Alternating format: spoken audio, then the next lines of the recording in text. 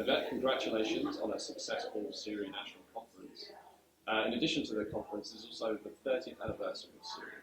As the sort of role of IR has increased and evolved, how has the mandate of CIRI changed during that time?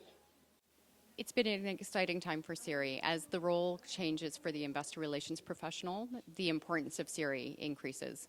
So I find that investor relations professionals now need us more than ever in order to keep them on top of different trends and best practices in the profession.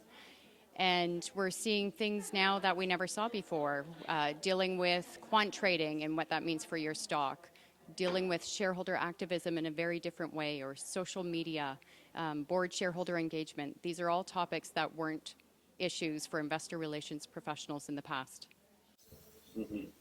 And how important is it for CIRI to not just look forward to the future, but also recognise where you've come from? As I say, it's a milestone year for CIRI, and you presented 20-year pins, I believe, for the first time this year. That's correct.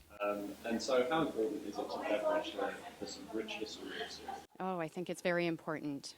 We are still a young profession, and the people who founded CIRI are still in our environment. They're still in our community.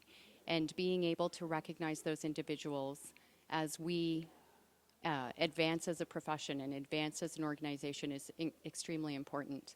They are the ones who set us down this path. They are the ones that started CIRI and created this wonderful organization for investor relations professionals for us to grow on. So we had an opportunity to recognize fellows and award winners on Monday. And that's important for our profession, for them to strive to be an award winner and work towards those ones that have led the way. Sure. Now, the theme for this year's conference was Brilliant IR. Mm-hmm.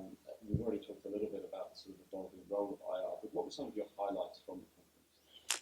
Oh, there were many. From an educational standpoint, I think there were so many sessions that were fantastic.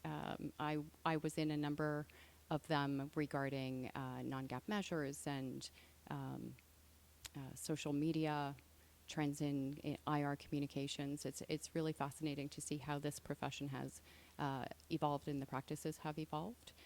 From a personal standpoint or more of a social standpoint, we did a wine stomp on Monday night, which was a great deal of fun, and I'm sure there are many pictures and videos flying around to capture that moment. And it was such a great bonding and team building experience that I think we certainly were able to engage everyone and expand our own networks within the IR community. Mm-hmm. It certainly comes across, as I say, this is our first series, and certainly a tight-knit group of people, but sort of very welcoming at the same time. Absolutely. So with that in mind, where are you going to be hosting your annual conference next? So next year we're headed to Toronto, which is a destination we haven't been to since 1999. In fact, that was my first conference as a delegate. And I'm really excited. I think it's a good time to go to the city. We've had some challenging markets, so I think it's easy for people to justify travel into Toronto, do some marketing while they're there. And I think we're going to have a fantastic conference. Fantastic. Well, congratulations again, Yvette, on a successful conference, and we look forward to seeing you in Toronto. Thank you.